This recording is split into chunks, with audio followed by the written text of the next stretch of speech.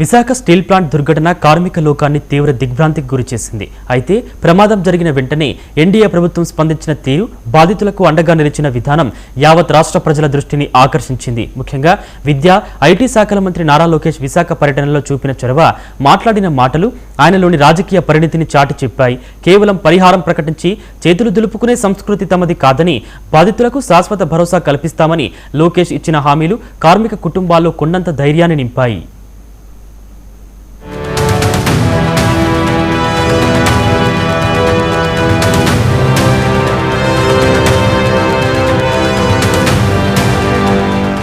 విశాఖ ఉక్కు కర్మాగారంలో చోటు చేసుకున్న ప్రమాదం తీవ్ర విషాదాన్ని నింపిన నేపథ్యంలో కూటమి ప్రభుత్వం అత్యంత వేగంగా స్పందించి ప్రమాదం జరిగిన వెంటనే స్థానిక ప్రజాప్రతినిధులు, మంత్రులు రంగంలోకి దిగగా కేంద్ర ఉక్కు శాఖ మంత్రి కుమారస్వామి, సహాయ మంత్రి శ్రీనివాస వర్మ స్వయంగా ప్లాంట్ను సందర్శించి పరిస్థితిని సమీక్షించారు. విద్యా, ఐటీ శాఖల మంత్రి నారా లోకేష్ కూడా తక్షణమే విశాఖ చేరుకుని కేజీహెచ్, 7 హిల్స్, కిమ్స్ ఆసుపత్రులలో చికిత్స పొందుతున్న క్షతగాత్రులను, మృతుల కుటుంబాలను పరామర్శించారు. ప్రమాద స్థలాన్ని క్షుణ్ణంగా పరిశీలించిన లోకేష్ బాధితులకు కేవలం ఓదార్పు మాత్రమే కాకుండా ప్రభుత్వం తరపున నైతిక భరోసాను కల్పించారు. అంతేకాకుండా బాధితులకు ఆర్థిక రక్షణను ప్రకటించారు. కేంద్ర, రాష్ట్ర ప్రభుత్వాలు సంయుక్తంగా తరలివచ్చి బాధితుల పక్షాన నిలబడటం ఆహ్వానించదగ్గ పరిణామం అని పలువురు భావిస్తున్నారు.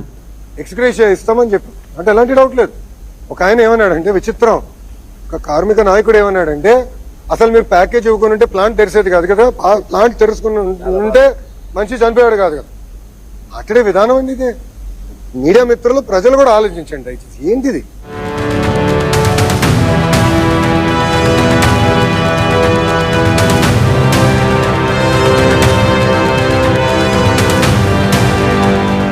ఈ పర్యటనలో మంత్రి నారా లోకేష్ వ్యవహరించిన తీరు, మాట్లాడిన విధానం ఆయనలోని నాయకత్వ పరిణితిని స్పష్టం చేసిందంటున్నారు.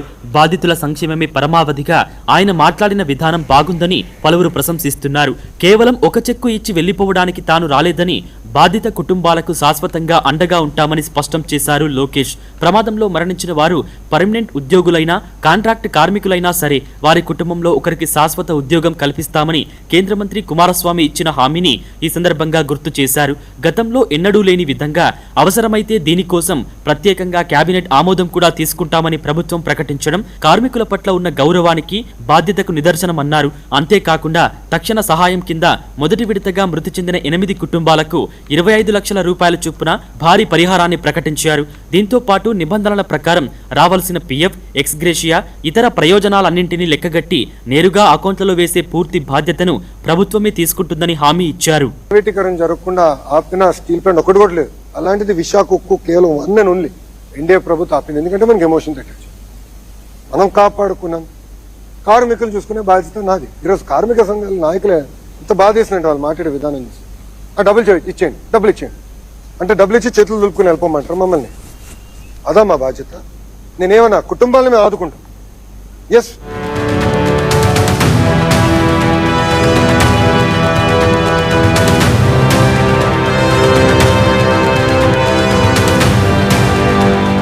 స్టీల్ ప్లాంట్ సాంకేతికతపై వస్తున్న అపోహలను లోకేష్ నివృత్తి చేశారు. ప్లాంట్లో వినియోగిస్తున్న రష్యన్ టెక్నాలజీ అత్యుత్తమైనదని, ప్రాసెసింగ్ లో ఎలాంటి లోపాలు లేవని ఆయన స్పష్టం చేశారు. కార్మికుల సంఖ్య తక్కువగా ఉండటం వల్ల ఈ ప్రమాదం జరగలేదని, లాడిల్ ఒక్కసారిగా పేలడం వల్లే ఉక్కు ద్రవం పైకి కక్కిందని వివరించారు. ఈ ప్రమాదంపై ఇప్పటికే ఒక ఉన్నత స్థాయి కమిటీని నియమించామని, నివేదిక వచ్చిన తర్వాత బాధ్యులపై కఠిన చర్యలు తీసుకుంటామని, ఇలాంటి ఘటనలు పునరావృతం కాకుండా చూస్తామని చెప్పారు. గతంలో 15,000 కోట్ల రూపాయల ప్యాకేజీతో విశాఖ ఉక్కును ప్రైవేటీకరణ కాకుండా కాపాడుకున్న విషయాన్ని గుర్తు చేస్తూ కర్మాగారానికి అత్యంత కీలకమైన స్లర్రీ పైప్ లైన్ తీసుకువచ్చే బాధ్యతను కూడా ప్రభుత్వమే తీసుకుంటుందని లోకేష్ ప్రకటించారు. పరిహారంతో చేతులు దులుపుకోకుండా బాధితుల పిల్లలు తమ సొంత కాళ్లపై నిలబడే వరకు కూటమి ప్రభుత్వం బాధ్యత వహిస్తుందని లోకేష్ భరోసా ఇచ్చారు.